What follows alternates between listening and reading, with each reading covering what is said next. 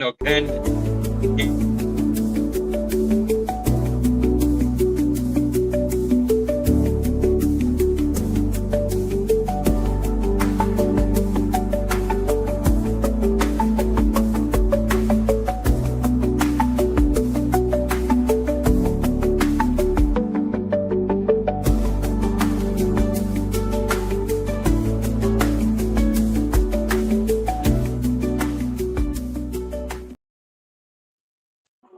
Ladies and gentlemen, boys and girls, children of all ages, it is once again time for open mic night with the Driving to the Top gang. We're waiting for everybody else to get here. I'm not real sure where the heck everybody else is at, but my name is Big Rich. And Adam, do you see what's popped up on the screen? Yeah, the Twitch and Facebook are both having difficulties. I was reading earlier. That's all right. No, just so because I know you ask me about that all the time, and there you go. It's been doing that with the Twitch for a while now. Right. But anyway, there he is. Let's kick things off tonight. Let's get the somber stuff out of the way. Rav's not in the middle of Baltimore. Rav's not in the middle of Baltimore. It looks like he's in his kitchen. Yeah. Yeah, I didn't get the Baltimore thing up here in a second. I'll get it up in a second. Let's let the somber stuff go away real quick, and then we can get into having fun. This morning, Robert Redford, one of the greatest icons in the history of Hollywood, passes away at the age of 89. Of course, one of his most well-known roles, Roy Hobbs from The Natural. So I got two questions for both of you guys. One, favorite Robert Redford movie. Two, where does The Natural sit for you in terms of sports movies? Jeremy, you want to go first? The Natural is probably in my top 20. It's definitely close to the top 10, but I don't have it in my top 10, top 5 because there's been so many good ones that have came out lately versus what we used to have. I mean, like the original Longest Yard is always going to be one of my favorites. I wasn't high on Any Given Sunday. That doesn't even make my top 25 list. I thought it was very gimmicky.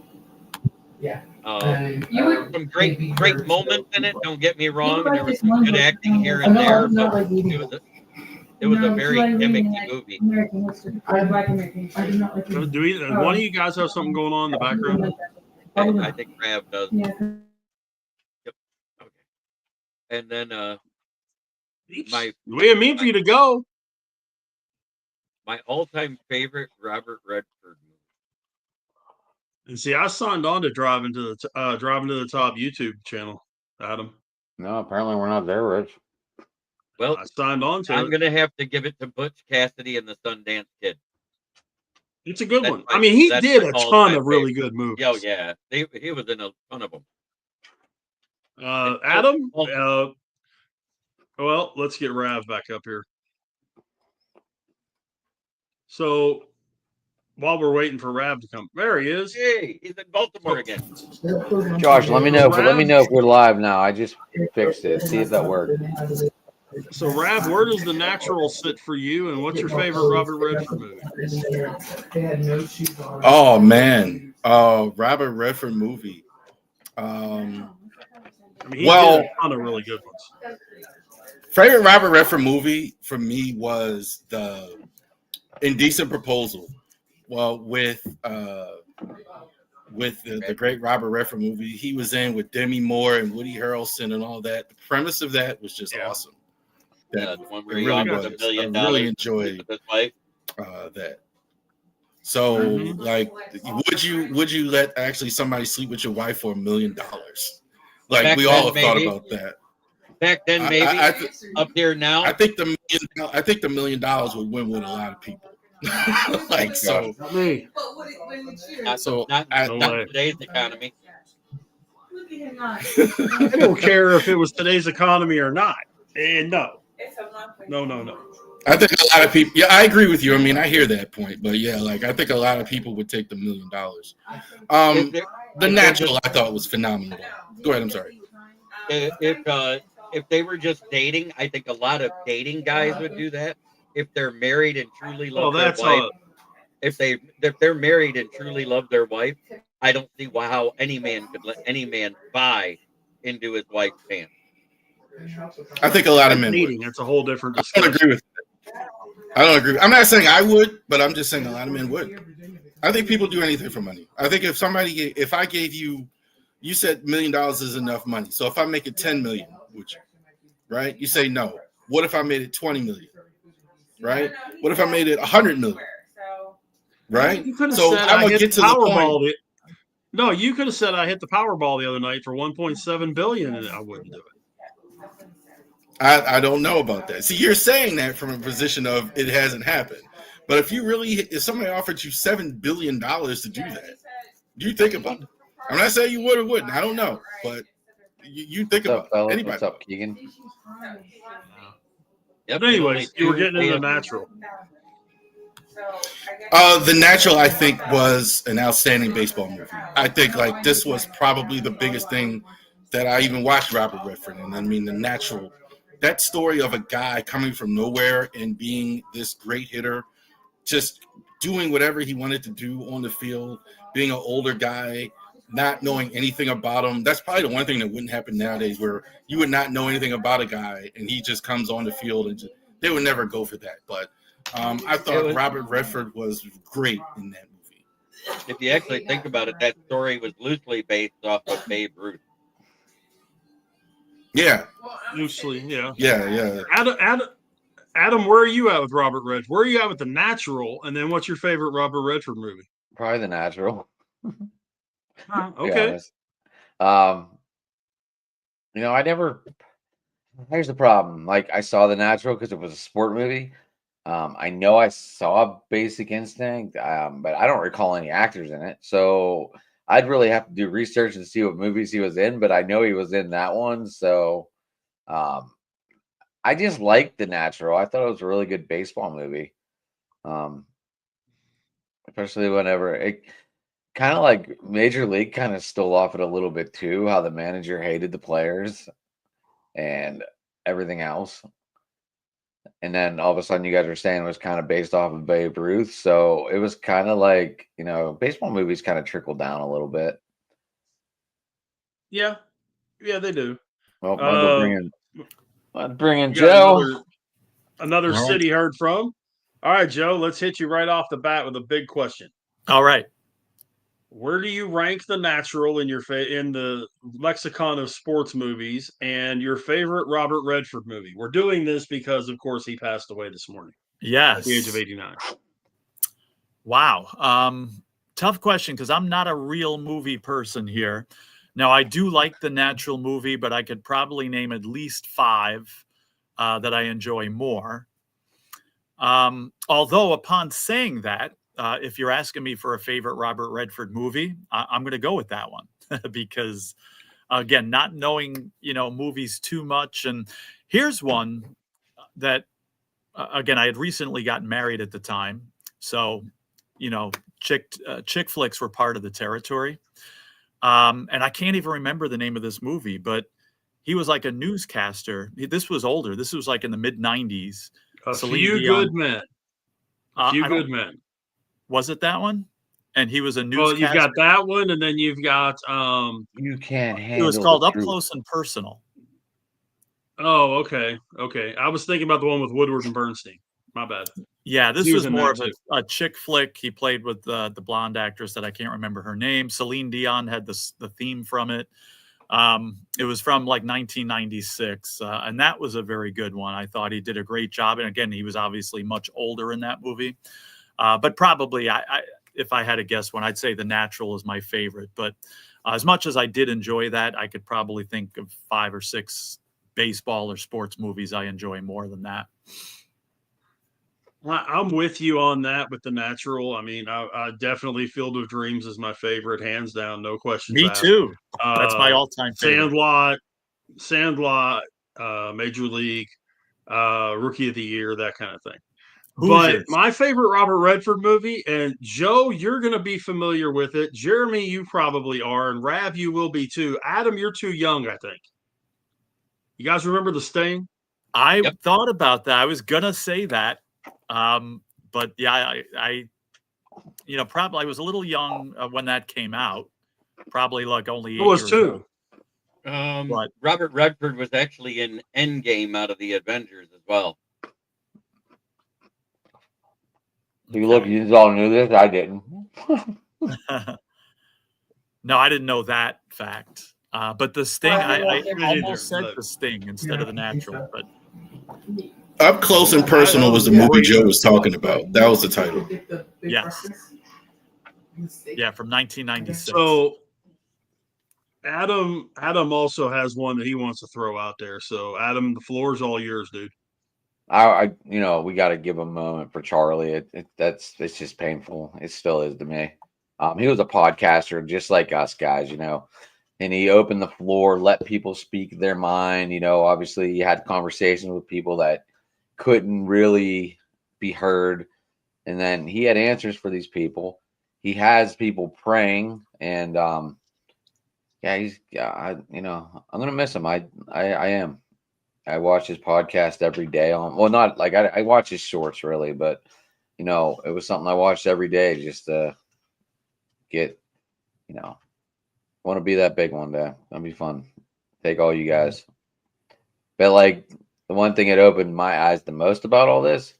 Is it safe to speak your mind? Is there really someone that crazy like this? Or was this a big op? Obviously, they had a Discord for this. And anyway, I'm not getting into all that, but that's just what I heard this morning. There was a Discord up over 20 plus people all involved in this. So I don't really have any answers, but I know Charlie, he was a good guy, military service. So I'm going to miss him.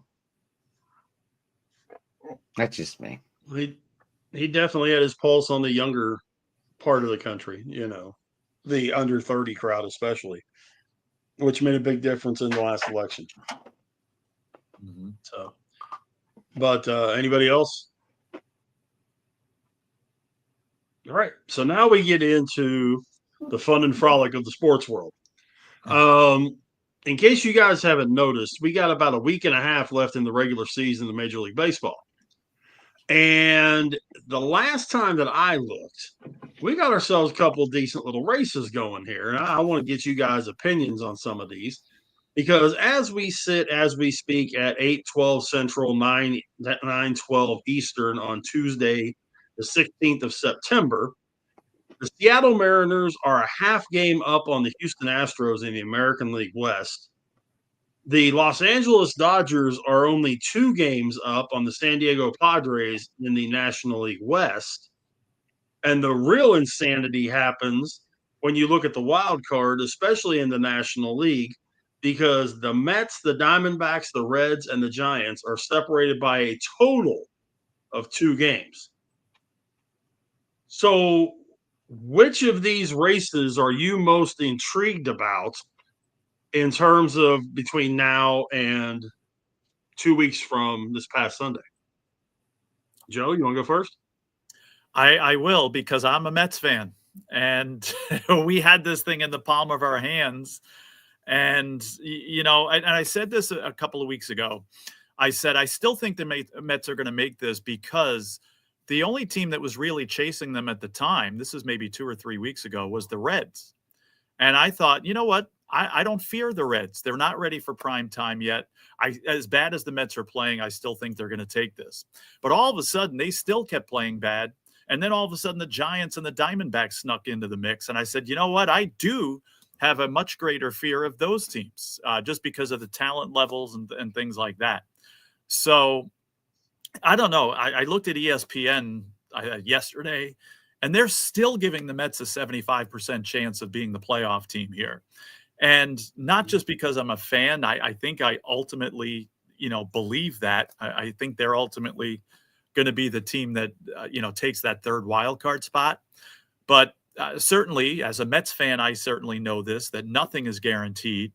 And certainly those teams are, the Mets are hanging on with their fingernails, whereas you got the teams like the Giants and the Diamondbacks, and even those Reds that I thought were going to go away and weren't ready for prime time, charging and fighting like crazy and thinking they're the team that's going to get in there. So that's the most intriguing to me, just being a Mets fan. And, I'm a little worried about it, to be honest with you, because again, my team's barely hanging on. These teams are charging with momentum, even though I think the Mets will still end up taking it.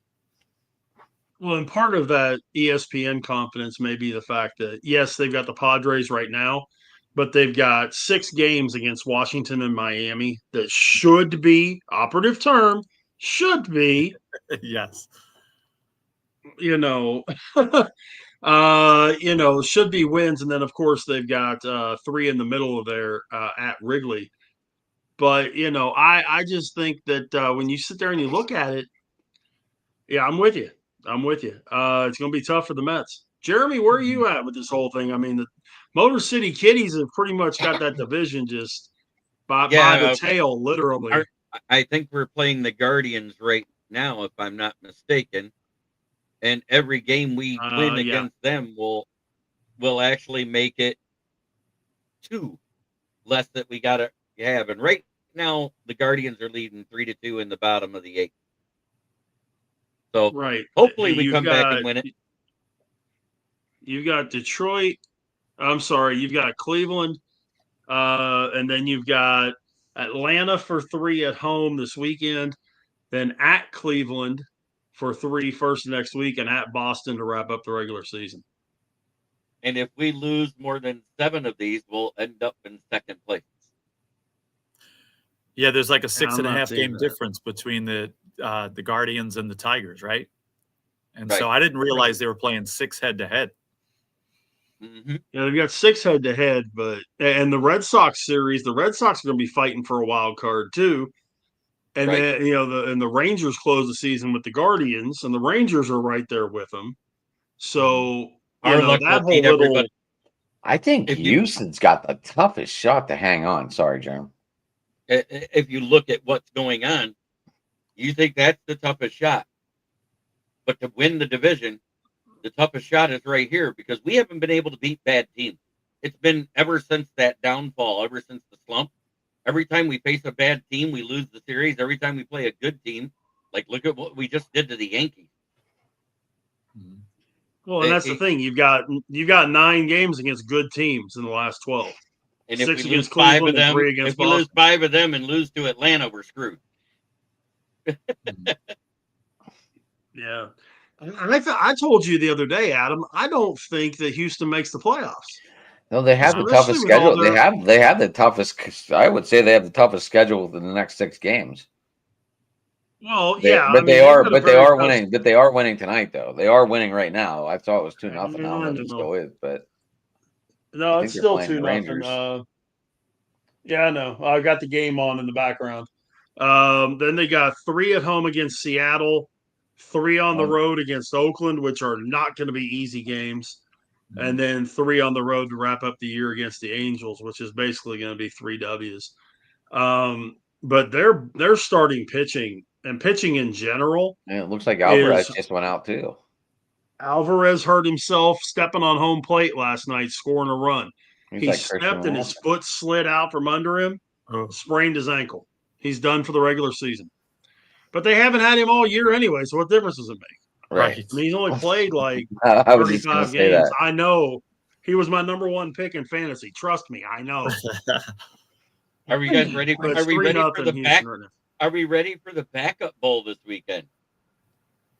We got JJ McCarthy out for 3 weeks, and Cincinnati, Joe Burrow's out for 3 months. So we got Jake Browning versus Carson Wentz. If that doesn't spell exciting. Jake Browning actually isn't a bad backup. Look at what he did a couple years ago when he came in for Burrow. Look at what he did when he came in 2 years ago for Burrow. Jamie. He won the Bengals some games. Jamie, what I'm trying to say is the ticket holders and the season ticket holders that bought their tickets expecting to see Burrow and JJ McCarthy go at it are going to be sorely disappointed. It don't matter with the way the league is now, with the way it's set up. Yeah, I'm not talking about the game. I'm talking about the fans. Yeah, these season ticket holders are a bunch of loser drunks anyway. Who cares? You're in the biggest party fan of them all, James. Yeah, Buffalo's can't the deny party bunch. But Don't what get we me were wrong, just getting into, Pittsburgh's Jamie, got to was be up there, but yeah. But what we were just getting into, Jamie, was the season ticket holders pennant are still going to races. go anyway. But go ahead, what, Rich? Well, we were doing pennant races, and I was curious to see what everybody's thoughts were. You've got a half game difference between Seattle and Houston. You've got a 2-game difference between the Dodgers and the Padres for the division. And then when you go to the wild card, you have the Mets, the Diamondbacks, the Reds, and the Giants all within 2 games in the National League for that last wild card.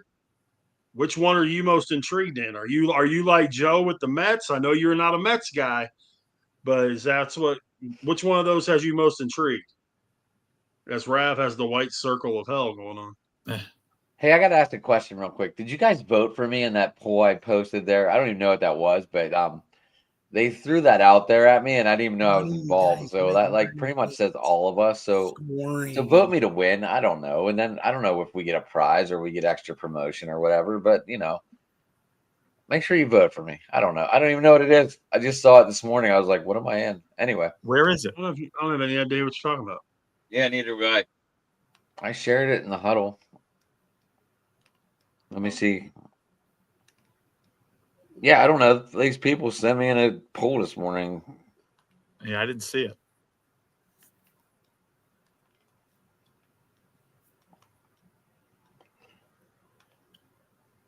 See, I tell you, while he's looking at that, I'm going to say I really think the Astros make the playoffs.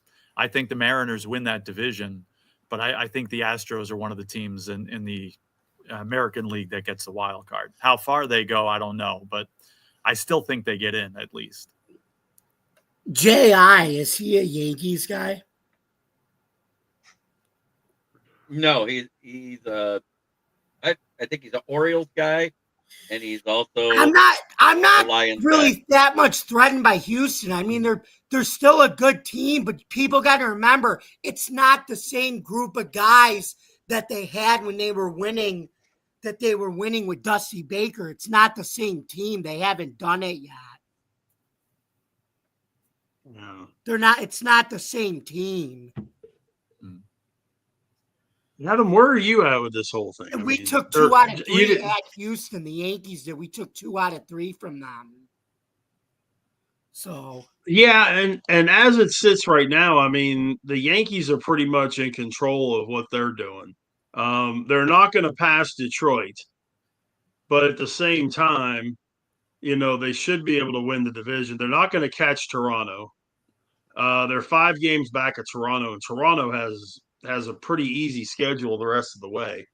to be honest with you, I think with the way the parity is in the AL and the NL this year, I don't think we don't have to win the division to make a run. I think anybody can come out of the AL or NL this year. It's not like last year where the Dodgers and the Yankees were like the clear 2-cut teams. I think there's more parity in this playoffs in both leagues this year. Well, I do like the simple fact that the wild card is 3 games. That it's not the 1-game thing. So then these people that lose in the wild card will quit bitching about it. Well, we only had 1 game. We had to travel and look, win more games. Then you don't have to worry about that situation. Win your division. Then you ain't got to worry about it. If you want to get your pitching staff lined up and all that kind of stuff, win your division. Plain and simple. I mean, the first 2 seeds get buys. Get that buy. It's just like in the NFL. Get that first seed. You get a buy. That kind of thing. Except I'll say this. I'm sorry, Rich. I think it's different in baseball. I think it's different in baseball because in baseball with this new playoff system, it seems like the best teams do not get the best opportunities to win. Last year was just an exception to the rule, Joe. Remember? I think both Detroit and Toronto are going out in the first series for 2 reasons. One, because now you have a team that won their wild card series with momentum, and you get a team like Detroit and Toronto that's been sitting around for a week losing whatever momentum they have, even though they could set up their pitching. But also, and I think this would I'd be okay with this if every series besides the wild card was a 7-game series. Because with these 5-game series, by the time the team does get going after 2 games, there's a chance they're down 2-0 and they don't have enough time to recover. Here's the other part to that, Joe. The 3-game wild card, all 3 are played back-to-back-to-back days. The team that travels to the wild card team, that travels in the wild card playoff, they're on the road for all 3 games. Exactly. There's no travel in between. So you go boom, boom, boom. You have 1 day, and then the divisional playoffs start. So it's not like the NBA or the NHL where you got a month in between, Right. where those guys take forever and 4 days to go through the playoffs.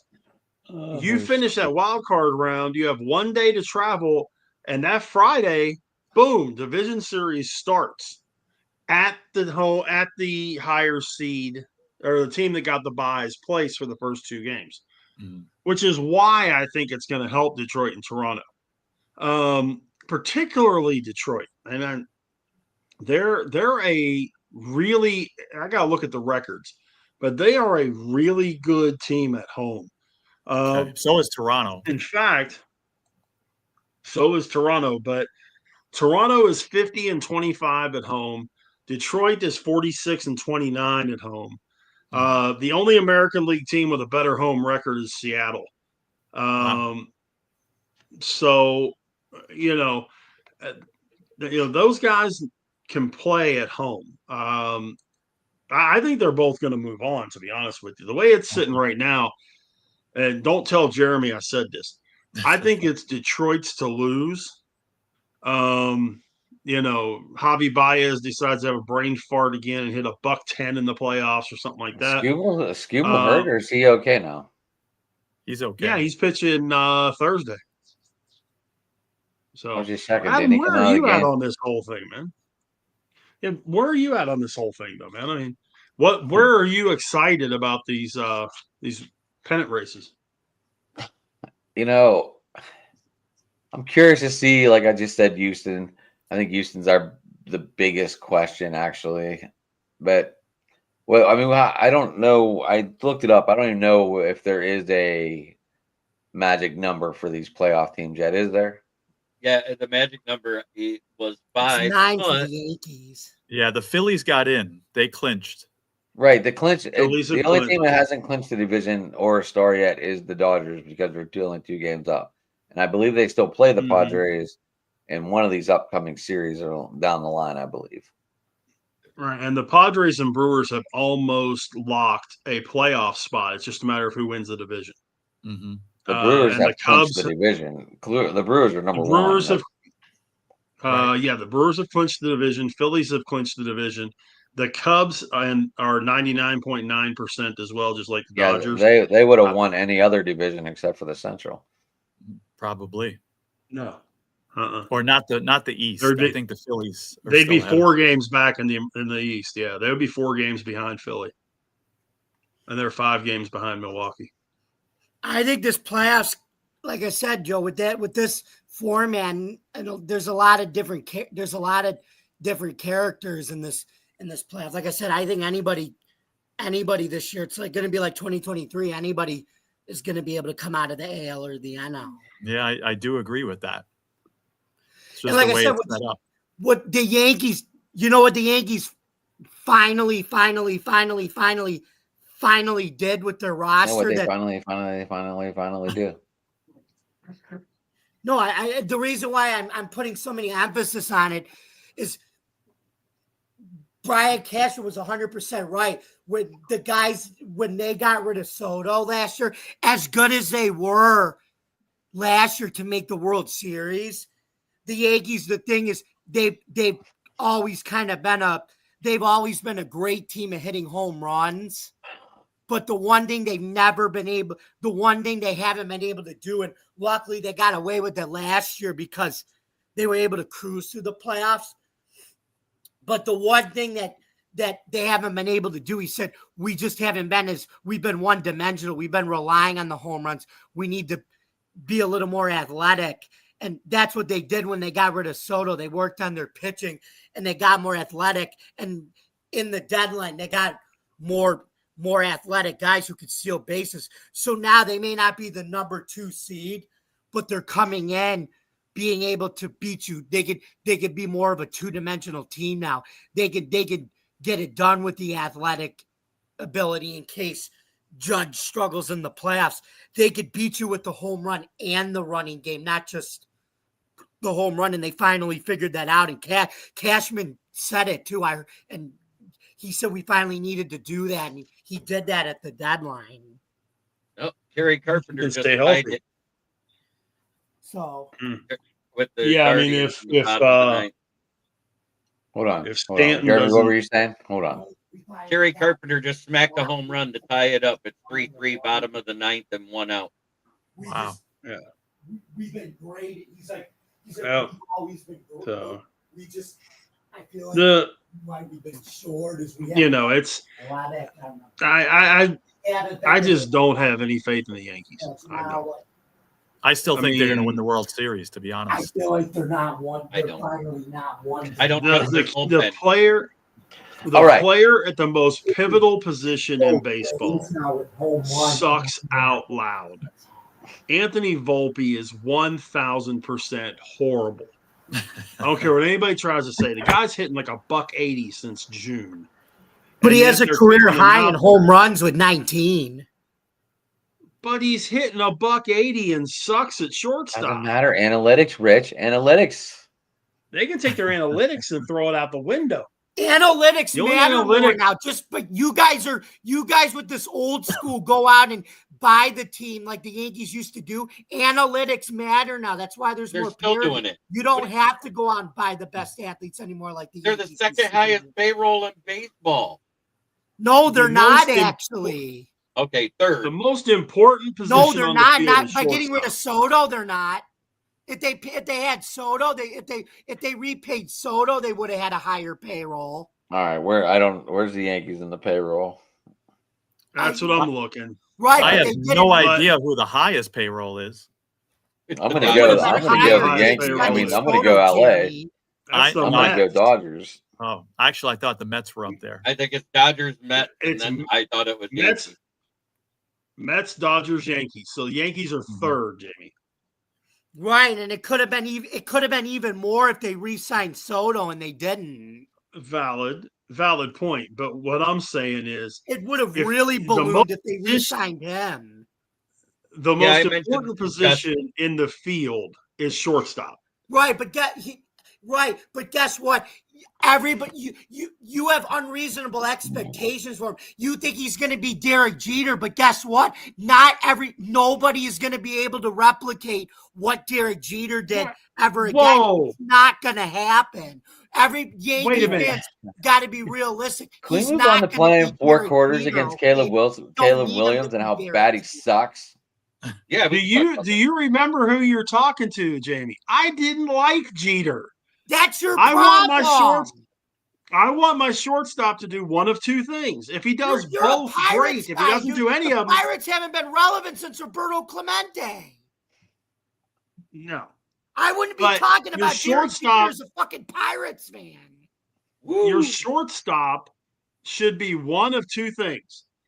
No, And but if you're going to excellent, spit on Derek a Jeter, top-level I'm not going to defensive listen to you. player. You say you've been on the radio for 20 years. I hate when you say that because that makes young people like me look bad. I'm trying to get into this industry, and all you do is freaking brag about you being on the radio for 20 years. I'm sick of you doing that.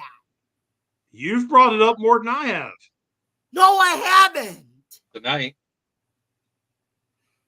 I don't bring it up that I'm often. sick of fans like Other people like do, you but I think that don't. You're always right. No. But You're- I always you're have a old basis school. for my That's opinion. the problem. You That's don't want where the to difference adapt to comes in. modern day times. Can we talk? No, Can we but your talk football? shortstop has to do one of two things. Can we talk Has to either football? be an excellent hitter or an excellent fielder or both. Volpe is neither. But he has 19 home runs.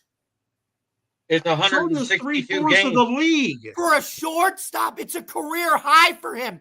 Jeremy, you don't understand. For him That's a individually. career high. The guy's wait, only in his okay, third year, 19 okay. home runs. For I a guy like understand that. Volpe, who's only in his third year, it's a career Okay. high for him.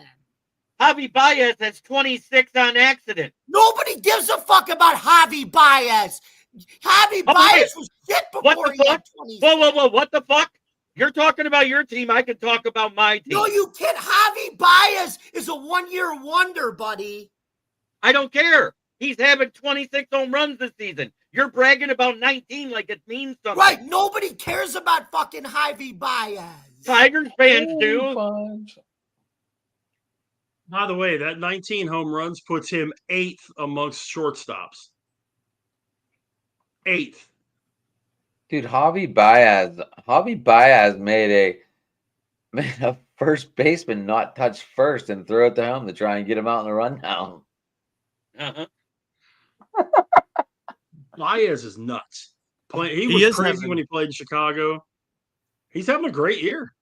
He is having a nice comeback year. You got to give him that. I thought he was done. Okay, and fine, he's Jeremy, definitely. I apologize. You have the right to your opinion. Yeah, he's definitely one of the top. I apologize, Tiger Jeremy. I'm players. sorry. You're fine, Jamie. I don't like when Yankees fans tell another fan they can't have an opinion about their own fucking team. That's rude and disgusting. Okay. Yeah. Whoops. I saw something when I'm looking at this list. Jamie, you gotta remember. Do you realize who is third in the major leagues in shortstops and home runs? Because he doesn't. Zach Neto. That's how they are when they. Zach Neto is third among shortstops and home runs. Fans tell other. How about that? Can't have it. Crazy. I would have never pictured that. Trevor Story's fourth, Dansby Swanson fifth, Bobby Witt's tied with him, Corey Seager sixth, and then you got Betts, De La Cruz, Perdomo, and Volpe all with 19. Who was 1 and 2? Adames at 28 and Lindor at 27. Okay. You just wanted to brag about your Met, yeah. That's all you were waiting for. No, that's not why I asked the question. I thought he was close, okay? But I don't blame you for thinking that. But no, I was just curious. Oh, I don't care. I like the crazy part is Perdomo wearing is an Indians hat tonight, so of course I grew up, a Lindor guy.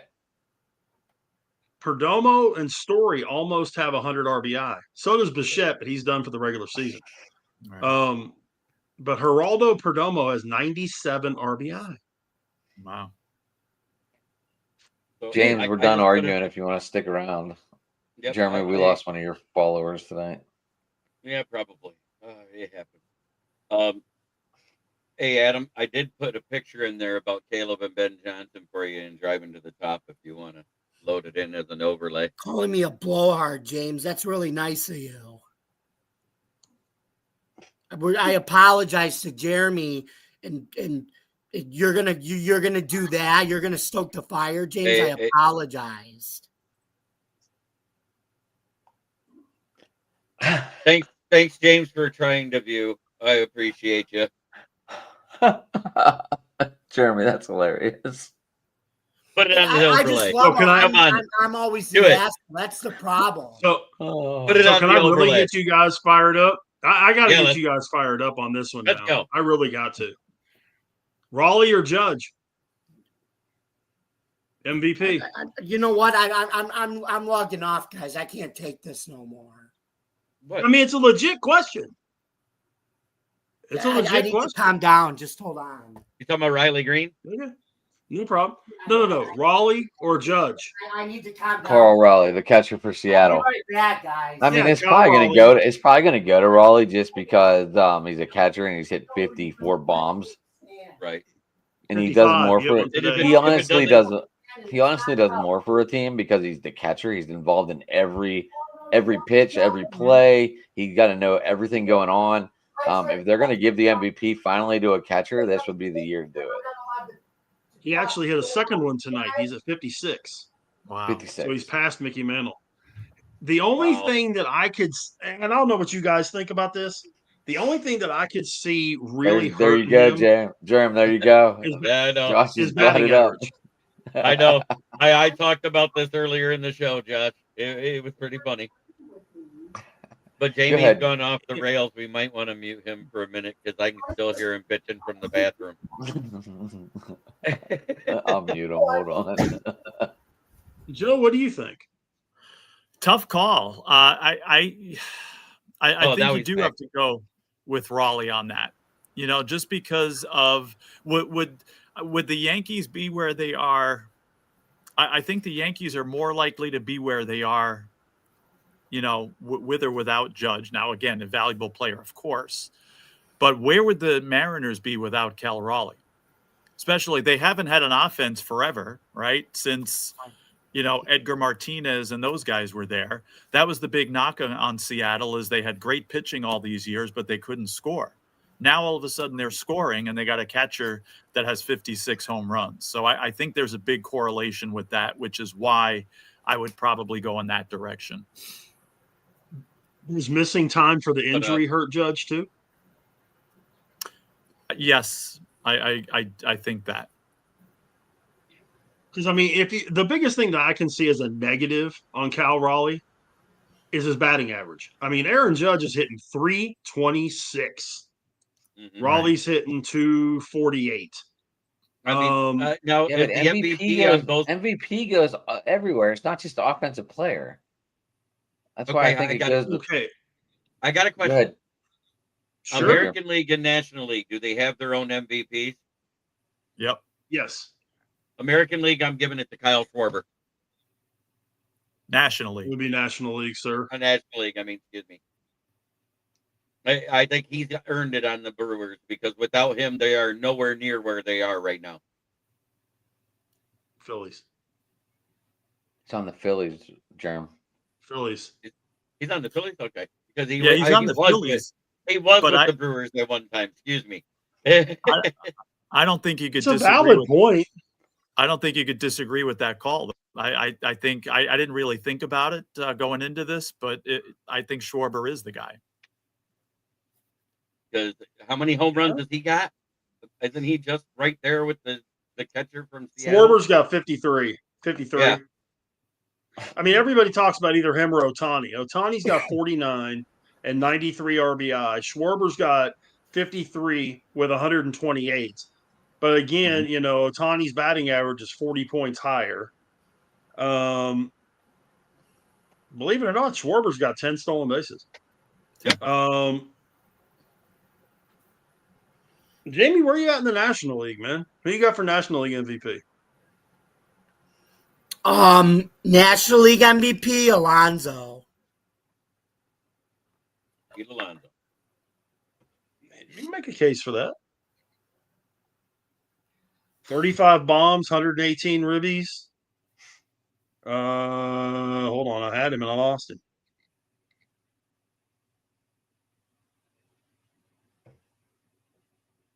There he is. 268. Almost 60 walks. That's OPS of 850. Yeah. Yeah, I'd love to agree with that as a Mets fan.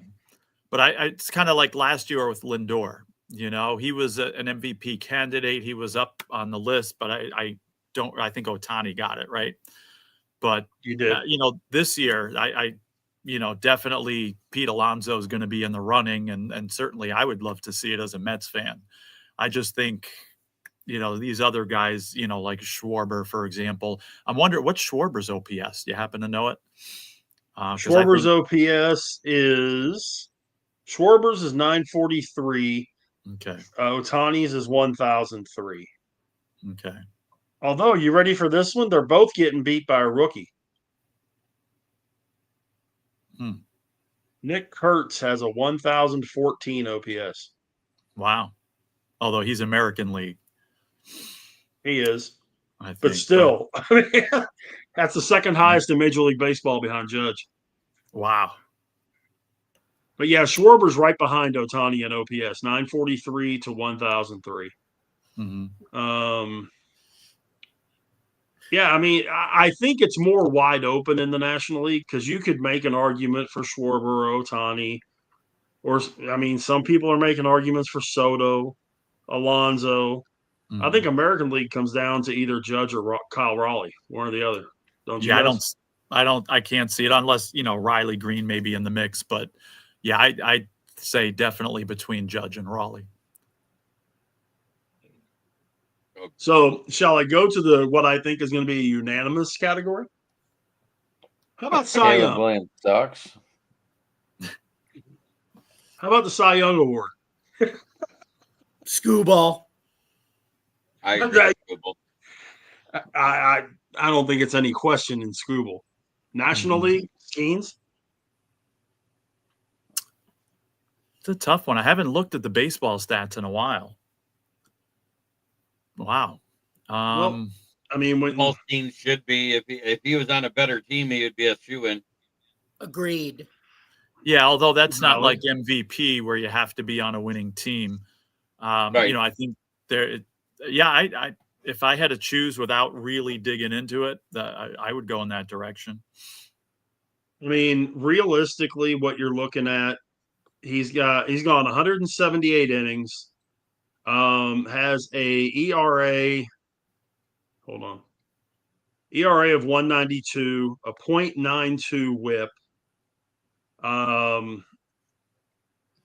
203 strikeouts, and just 39 walks.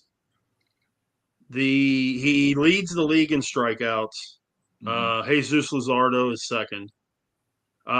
He leads amongst qualifiers. He leads the league in WHIP. Obviously, he doesn't lead in wins. He's 10-9. What was DeGrom's record the year that he won it? Oh my Joe? God. Was it somewhere in that, like right close to 500? Yeah, he might have even been below 500, wasn't he? I don't remember. That's what I'm trying to remember. I remember the year Nolan Ryan was like 8-17, and he led the league in ERA and strikeouts, and should have won it. And DeGrom, got absolutely no support, for like a couple of years with the Mets. But that's a great question. I don't remember what his overall record was when he did win it. I know his ERA was like microscopic. I'm trying to remember. Was that his first one or his second one? The year he was below 500. No, 2018. Okay. So I got him right here. Baseball Reference. You gotta love Baseball Reference.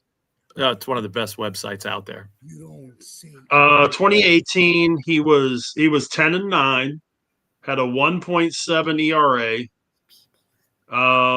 through 217 innings, had an ERA 1.7, a WHIP of .91, and he actually finished 5th in the MVP balloting. Wow. Struck out 269 and walked 46. Jeez. Yeah. Yeah, should have won 20 games, but yeah, because wasn't that the year that he got like the lowest support of any pitcher in history that qualified or something like that. Yeah, and there was like 2 or 3 years in a row where he got like no support. What's up, Dylan? They talked for 4 days. What's up, Dylan? Roosevelt told Somebody took a Schmidt. Oh, Oh man, I got There he the is. joke and he popped in there. He went. He's messing with us. He's being a He's on his phone. Just to let everyone know, Dylan's not in his normal location tonight. Apparently, he is visiting family in Illinois somewhere. Yep. So he's Gotcha. being a little Schmidt tonight. So moving from Major League Baseball. So we had week 2 of the NFL this week. And as we sit at this very second, some very interesting things, including some quarterbacks getting hurt. Joe Burrow is going to be out for a few months. J.J. McCarthy is going to be out for a few weeks. Brock Purdy is going to be out somewhere in the middle. What quarterback injury this week most affects their team? Jeremy? Right now, because they're 1-1, you'd have to say JJ McCarthy, because this is going to hinder his development some more. He Yeah. left out another one. Justin Fields is probably not going to play this week either. Yeah, he has a major concussion. Oh, yeah, that's true. Yeah. Justin Fields could be out this week. That's right. Jamie, Tyrod what do you Taylor. think? What'd you say? Who?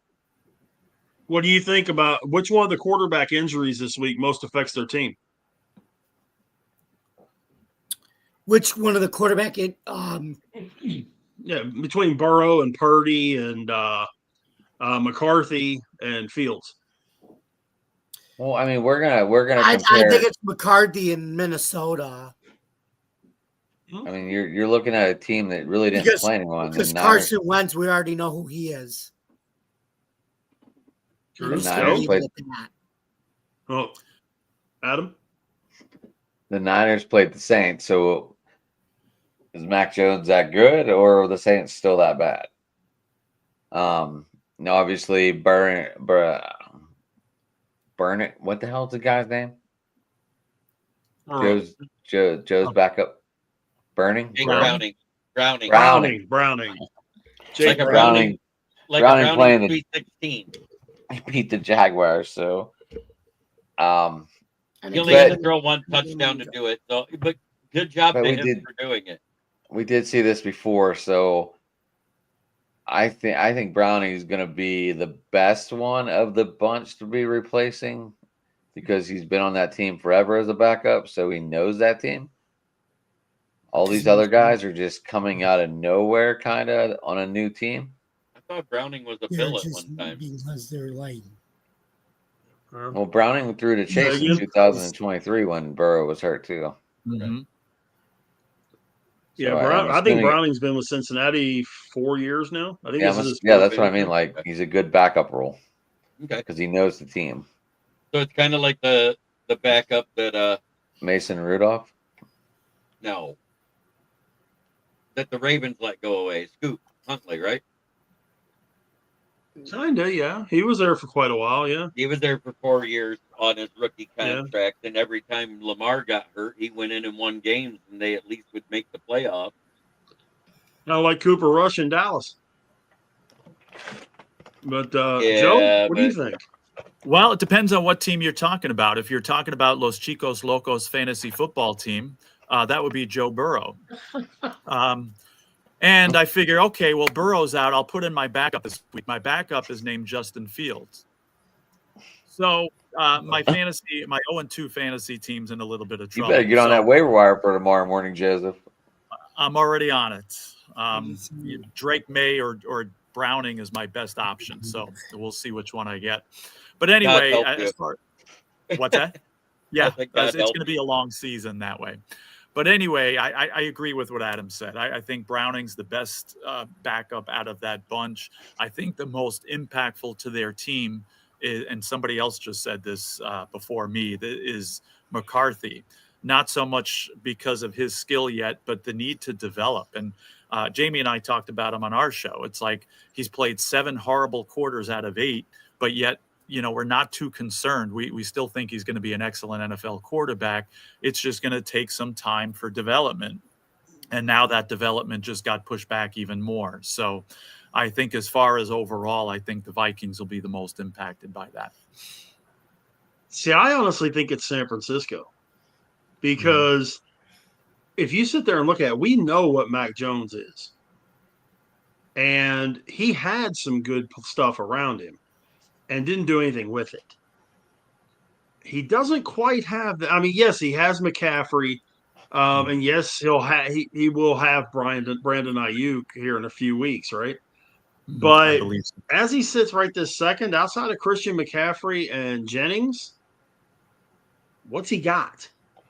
So, Well, if he's the San backup Francisco Rich, fans that were hold looking on, at hold on. If he's the backup quarterback, that means he's played with Luke Farrell and he's had some time with some of these second stringers. So he's had some time to grow into an experience with them. If you want to look at that route real quick. that's a distinct possibility. But I just don't know, especially with that division. Well, they're 2-0, and we'll get into that in my power rankings, obviously. Well, yeah, but when you look at what their schedule is coming up, they've got Arizona this week, Jacksonville the following week, then at LA, at Tampa, I'm going, guys. Atlanta at home, and then at Houston. And I think they said Purdy's 6 weeks, right? Yeah, 6 to 8 weeks. I don't want to do this anymore. What? What's wrong, buddy?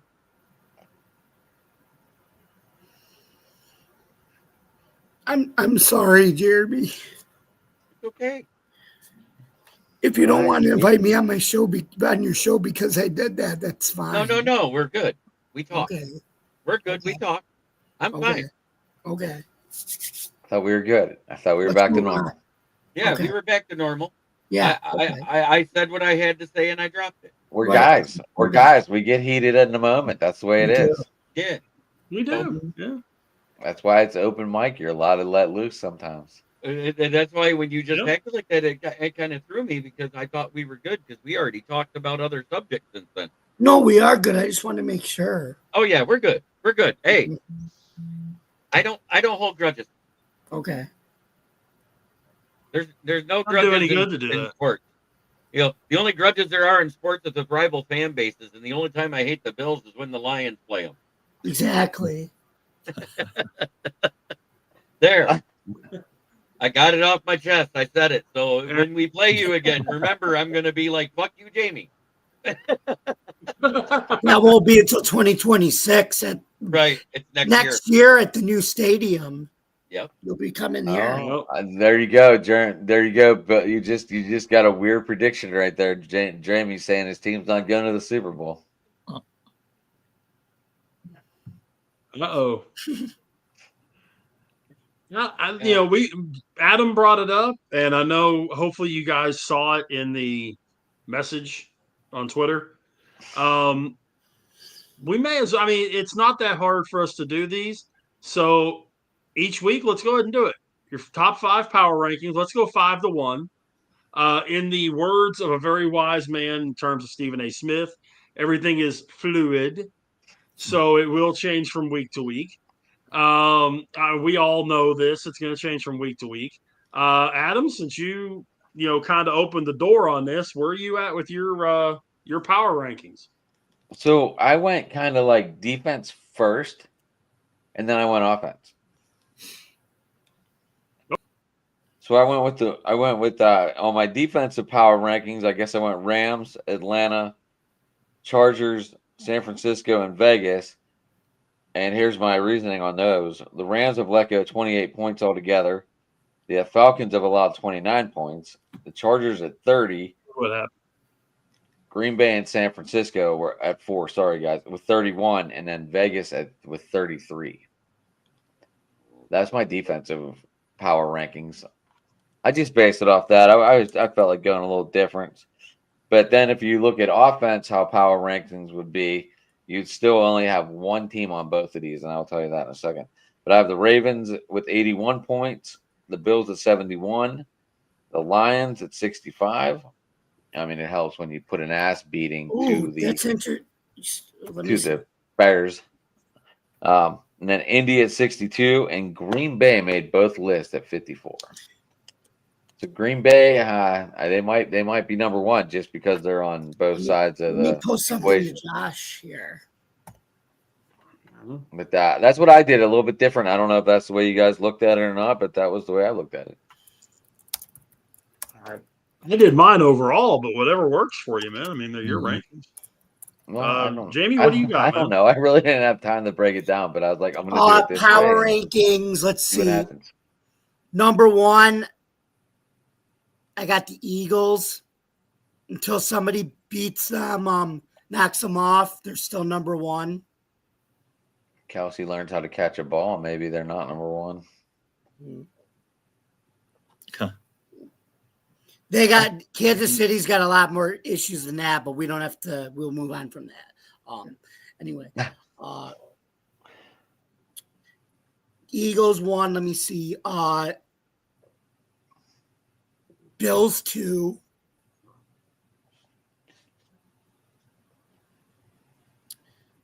Green Bay 3. I had to have Green Bay in the top 3 because they're 2-0. Obviously. Let me see. Those are the only 3 2-0 teams, right? Is there another one? There's a bunch. The whole NFC There's West is several all of them. 2-0. Oh, the whole NFC West. Okay. Except for the bottom dwellers there. The Seattle's 1-1. Yeah, Seattle's 1-1. Yeah. Everyone else is 2-0, Jim. Rams, Cardinals, 49ers, Buccaneers, Packers, Eagles, I have it. Chargers. Okay, so I got the Eagles 1, Bills 2, Packers 3, Rams 4, Tampa Bay 5. Because Baker's, I think Baker's Josh Allen's alter ego. He just has that reckless abandonment dog in him. He's got Ibuka, baby.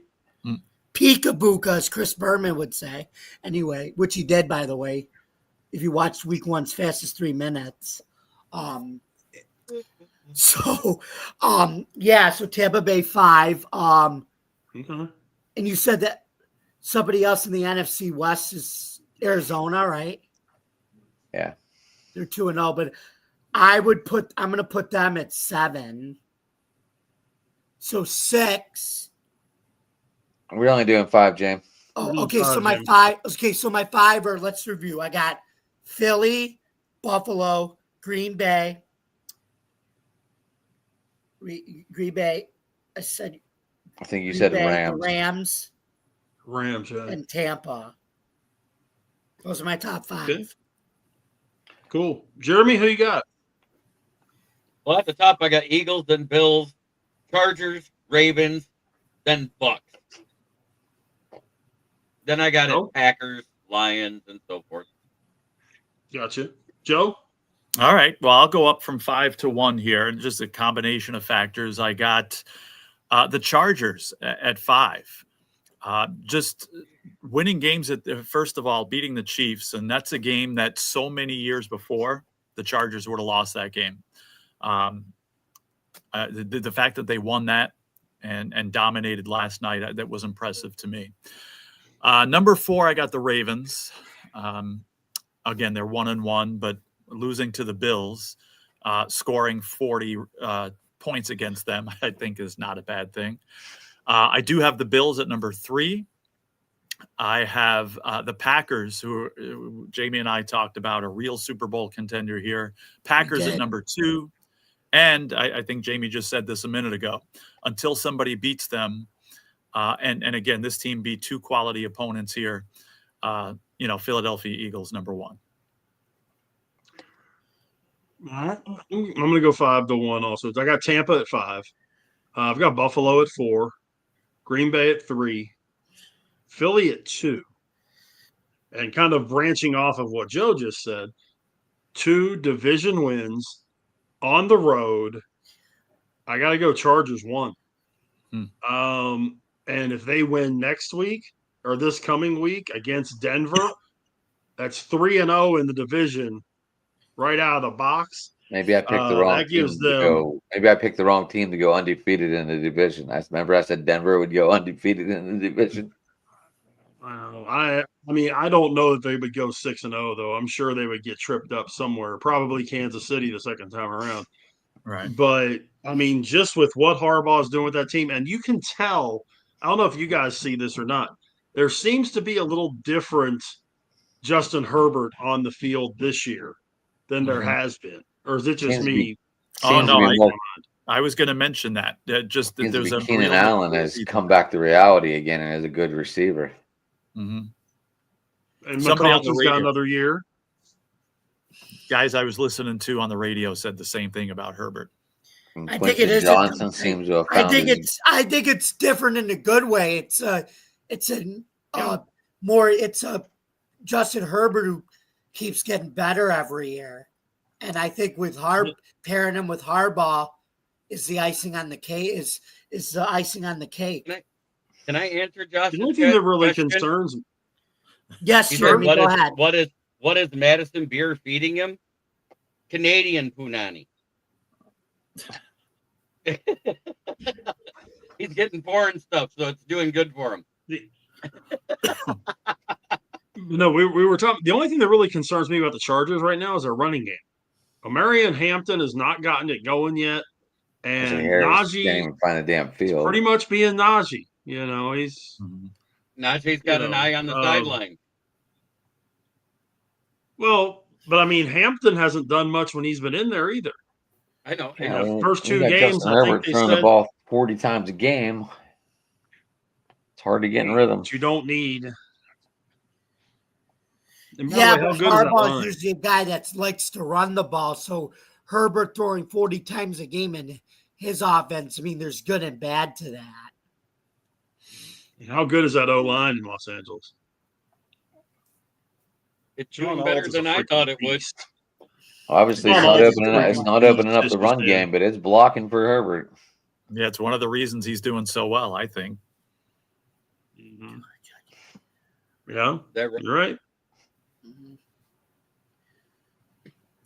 So this week's games, when we look at this week's schedule, there are some big games coming up. Thursday night, okay. You know, I think Thursday is going to be the annual meeting of the Hammer and the Nail, as Miami goes to Buffalo. But when we look at this week's games, I think there's some really good ones out there. I want to get you guys' input on this because I think the Rams at Philly is going to be an interesting game. No. I really think that the Broncos and the Chargers should be pretty good. I swear to God, if someone would explain to me how in the world America's game of the week is the Cowgirls and the Bears, someone, please, God, explain that to me. And then I will, Big Rich. I will. Please Because do, Jamie. because Aaron Andrews likes to do Cowboys games on the sideline. Okay, that's a he good likes point. to do Cowboys on the sideline. No, You forgot the word games. Games are in there. I'm sorry, I missed that. Cowboys games. I was like, I'm gonna have to start watching She Cowboys. says that's her favorite ones to do. She likes going to AT&T Stadium, Which, by the way, is a nice stadium. Brokeback Mountain. But that game is a Soldier Field. Said the Cowboys are actually her favorite. It is crazy, Rich. This might blow up your anti-Cowboy narrative, but on her podcast, she said the Cowboys are actually her favorite games to cover. Believe it or not. Good for her. Yeah. At least somebody likes them. It should be a good game. I think mean, the Bears win that game. They're due.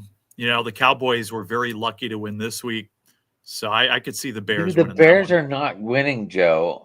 There's a disconnect. know. between Yeah, they Caleb are. Williams Let me and tell you something. That win's going to motivate these Cowboys. I hate to say it, but and they also figured out that George Pickens can catch the ball again.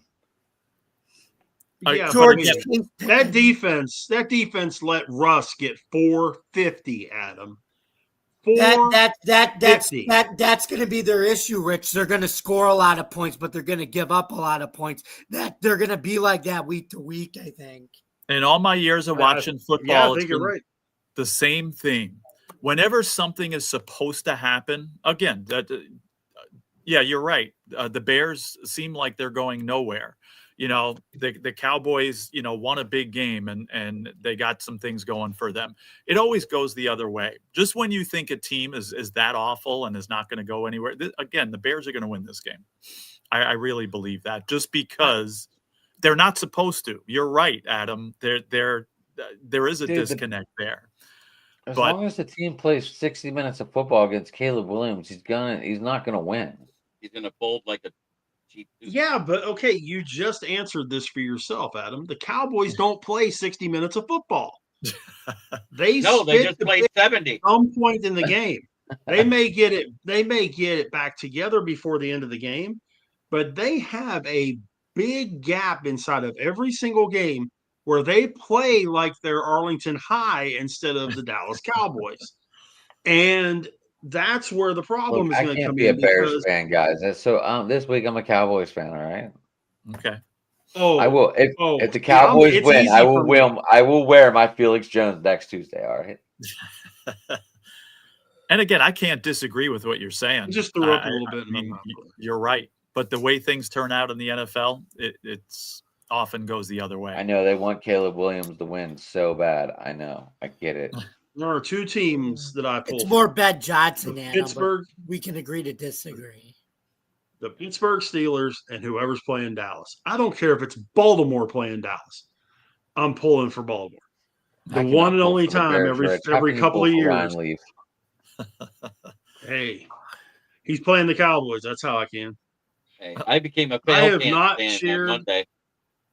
I have not cheered for the Cowboys in easily 40 years.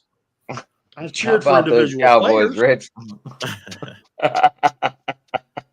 Oh yeah, that's Patty Grimes from right here in Grand Blanc, Michigan, just down the road from me. I didn't know you were a cheerleader, Rich, back in the day. Tell us about it.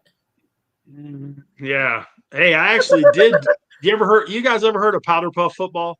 Yeah. Yes. Yeah, your girl high school football. I was cheerleader in powder puff football. Thank you very much. Oh my God, that's so cool to know. My senior year, the girls played football and the guys were the cheerleaders. Did you at least shave your legs for that? I did. I had the little the cheerleader skirt and the whole works. I did. No, you didn't. Jesus. My daughter played in that powder puff game. Nice. Very nice. Yeah, our cheerleaders and our drill team was called the Texans. And they played in the game, and the guys were all drill team and cheerleaders. I just ended up being a cheerleader. I wanted to do drill team, but I'd rather 7-foot cheerleader. All right. Too. You probably stood out in that little skirt too. How they were little play on words. Not really. When you had four guys that were at least 6'4", 270 in skirts and cheerleader outfits. I didn't stand out too much. All right, Rich. So here's your goal for next week, and then we'll let Jeremy say what he has to say. You need to find that picture and put it on the screenshot here next Tuesday. I have no idea where. Are you going to put Caleb Williams picture up? Because since we're talking about Chicago, let's talk about the review of the week 2 right there in that game. The little picture that I sent you there, Adam, in the driving to the top. I don't know how to put it up, Jeremy, without logging in through this other account. Oh, all you gotta do is hit overlay on your. You're not logged in on your computer in the Twitter. No. And really wish Ken the Bear fan was here tonight so that you guys could be talking about this. He was live this morning, was he not, Jeremy? No, he was not. He's still. This is the night. I thought I saw him sitting in a hotel room. Maybe you saw him in the hotel room before he got on the plane. For his show this morning? Yeah. I thought I saw him sitting on a hotel. He was flying home tonight. Oh, I thought I saw him sitting in a hotel room this morning live. You might have, but he was flying home tonight. Is what I'm getting at. Gotcha. And while you guys are talking about that, I am powder puff when it comes to staying up late here. So I'm going to have to bail out as it's 10:15. So you go full circle, Joe. There we go. So yeah, it's bedtime and dealing with 8th grade kids here. I have to ask: did anybody think the Lions looked like they missed Ben Johnson this week? Not after this week. No, but I think Jeremy, that's going to be one hell of a freaking rivalry though when those two meet. Especially after this game. And I think all teams playing against the Packers are going to have the same difficulties that the Lions had their game 1. So I think they proved that was more of a Packers issue than a Lions issue. Hey, Jeremy, go ahead, Jeremy. Then I'll say what I was going to say because it has to do with Josh's post here. The week 1 issue was our O-line not gelling, and I said, wait a week or two, let's see what happens, because if you look in that Minnesota game versus Chicago the week before, Chicago has a good front 4. They were getting pressure in that game on J.J. McCarthy. They forced an interception early in that game. They got 4 sacks against Goff. But the difference was we were able to use the run game, and we were able to use the play action.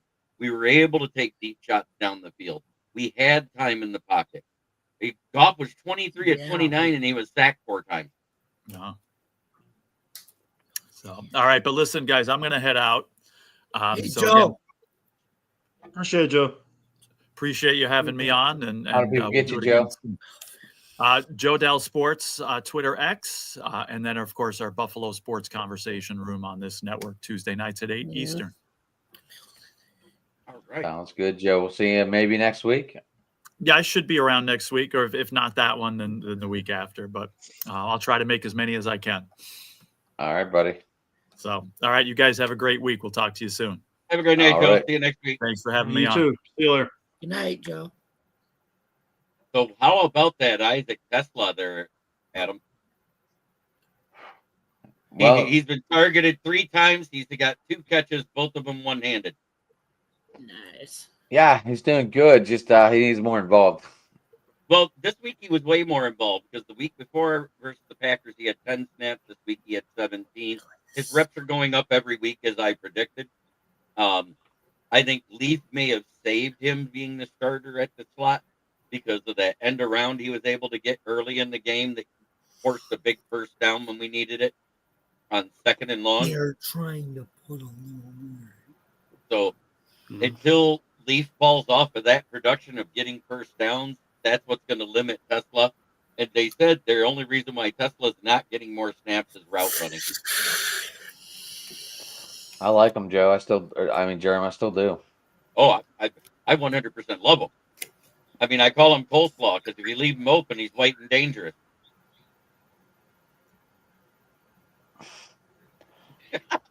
I need more points out of him though, Joe. Or Jeremy. Jesus Christ, what the hell? Yeah, I went into Joe's flat. It got you all screwed up, you know. Maybe it threw me off because you went left. There you go, D. Will. Devin Williams got a strikeout Well, there. That's good. Tigers ended up losing the game 7-5 in the 10th. So Guardians get a little closer. Yeah, Yeah, I know. The Rangers are losing 6-1. Oh, fucking Ash. I talk about it with Joe, and it's like I talked about it on my show and everything. I don't mean to get off topic, but it's so crazy how like every sport league now, it's a copycat league. It never used to be like that, you know. It's crazy. Like all the four main sports now. Hit it, Jeremy. Hit it. like Hit it. Jeremy, hit it. Oh, Smoking Dad's in the building.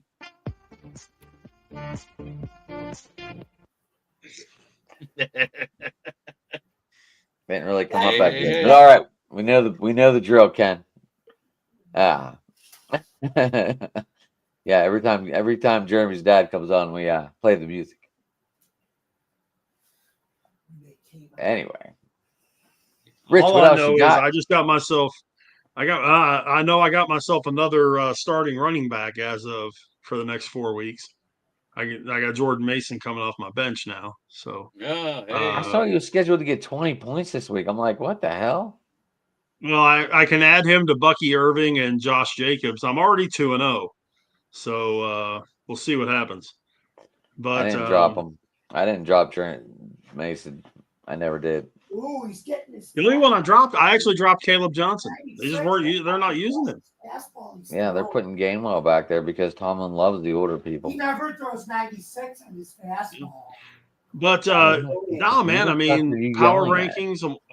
I wanted to get into the pennant race. I wanted to get into week 2, and I wanted to, for us to do our power rankings and that. Anybody got any other stuff that is just, Lions did set a franchise record. They did set a franchise record for average play of 8.8 yards. That's rushing and passing combined. The Lions did. They set a franchise record in that game of 8.8 yards per play.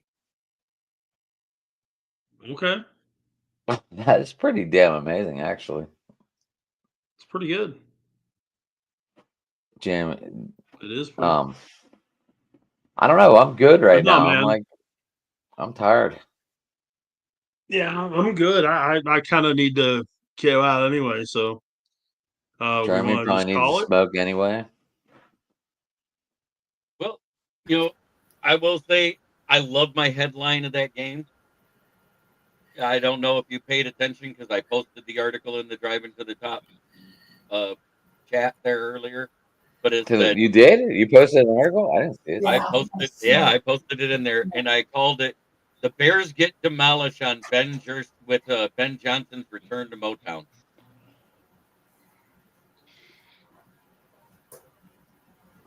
I posted the link right in there. It's just the link to the article. When did you post it? It's in the messenger thing? Into our chat. Or the South Florida Tribune? Yep. Oh, is that it? Oh, I didn't click on that. That's me. Okay. But now I know. Realistically, you're not going to. Well, let's see if I get Jake Browning off of waivers. Are you back with them again, Jerm? Say what? Are you back with them? Yes, I am. Just before the season started, we hashed out everything out. But like I said, Found out the source. I can see they have unreasonable access. We found out the source of the issue, where the lies were coming from, and they're no longer with the Tribune. And I made a comment on one of the shows, and he called me after one of his shows, and we hatched everything out. So I'm back writing again this season. Good. I'm glad. I bet you're happier again. Oh yeah, because that was one of the reasons why I was down in the dumps this year. 3 years you've invested into. I mean, it's not my website, but it's investing my time into his website, my heart and effort, and a guy that called me brother. And it kind of really hurt that he accepted the words of a stranger as gospel and didn't approach me about it. Good. Yeah, I'm ready to. I need to get a shower. I need to get out of here. I need to go to bed. Work comes early in the morning. Oh. Jeremy, I'm glad you're back with the Tribune. You're gonna have to So if you title them different, we'll be able to share it with more people. You know that, right? Right. Put it through the Twitter, and then put it. I do put it on my Twitter, so it's there too. Well, I mean, share it like that. That way, it comes across the group as you sharing it. That way, we can share it too. Okay. That being said, I want to say thank you everybody for watching. I am from the Huddle Sports Network, the South Florida Tribune as a writer, and also my network, which is the Kneecap Biting with the Motor City Lions Network, where I go live 7 times on my own, 8 times on my own, twice with these guys. Good Lord. I'm 10 shows a week on my own. That's because you're the man. Getting wore out in my old age. Plus writing 3 articles a week.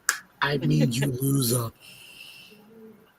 All right. I am at Sports Talking It on Twitter, guys. Obviously, you can get me there. You can get me here, Driving to the Top Productions on YouTube if you want to leave a message.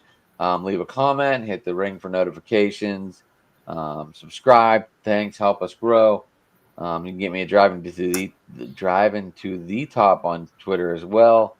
And yeah, that's every Tuesday we're here at 9, and me and Rich are live tomorrow night at 9 with the Pittsburgh Talk. And wait, I think we got 2 guests tomorrow. We're gonna be reviewing a little bit of that Seahawks game tomorrow, so we'll see from there. And Jamie, you're up. All right, here we go. Enjoy buckle your seatbelts, folks. This is going to be a bumpy ride. Anyway, you guys can follow me, yours truly, at Bill's Chat 1, at Bill's Mafia Chat, and also at Jamie Moy, the unbiased journalist, at DJ Dog Tags on X. This forkball.com and the stadiumride.com, where I write about all sports. Thank you guys. You can also you can catch me here on Driving to the Top Productions every Tuesday night at 8:00 p.m. Joe Dalio and I, we just wrapped up episode 4 of season 3. Episode 4, season 3 of the Buffalo Sports Conversation Room. Go to us, our YouTube channel for that. And you can catch me here every Tuesday night, 9:00 p.m. for Open Sports Mike with Ken the Bears fan, Jeremy, and all the guys from Driving to the Huddle, we like to call ourselves. We're merged, which is pretty cool in a way. And then you can catch me every Wednesday night tomorrow night from 9 to 10 p.m. Eastern time on Jeremy B's show, the Huddle Sports Network, NFL Roundtable Talk. Make sure to catch that show, guys, because we put a lot of humor and bold takes in there. You could catch us there on the on Roku TV, Fire Stick, YouTube, Facebook. Take your pick, or wherever you get your podcasts. And then you can catch me every Thursday night with Adam, Marcus, and Jeremy, as we will be doing season 3 of the UFL. How fast is that, though? Season 3 of alternate football, which is crazy. Anyway, thank you guys very much for listening. Don't forget to like, comment, subscribe to our YouTube channel, Drive to the Top Productions, for more content. Or don't forget to like, comment, ring the bell for notifications. For more content on Driving to the Top Productions, you can visit our YouTube page, Twitch stream, Facebook stream, actually wherever you consume your podcast. Thank you very much for listening, and we'll see you next week right here on Open Mic Night on Driving to the Top Productions. See you next week, folks. Good night, everybody. If I didn't know better, I'd swear he's got all that stuff written down. If I didn't know better, and that's what I'm saying. If I didn't know better, I'd swear he had that stuff written down. You can get me on Twitter, Big Rich 8371, or on Facebook, just my name, Rich Richardson. Monday nights, I gotta get back to the playoffs for NASCAR on Monday night, 7 Eastern, 6 Central, 2 tire change. Wednesday night, tomorrow night, me and the guy in the bottom right corner there, we do a thing called Steel City Sports Talk. And we talk all kind of Pittsburgh sports. We mainly do Steelers and Pirates. Talk a little Penguins every now and then. Talk a little Pitt Panthers every now and then. But we do our best to try to keep it contained to Pittsburgh sports. So and we have a good time doing that. Got a couple of guests tomorrow night, so we'll be able to talk about the Seahawks game with them. But I appreciate all these guys. Appreciate everything that y'all do when you're, being a part of these broadcasts and the broadcasts that y'all do on your own. And I appreciate everybody that's been listening, watching tonight. Until next Tuesday night, right here, 9 Eastern, 8 Central, for another open mic night. My name is Big Rich. So long, everybody.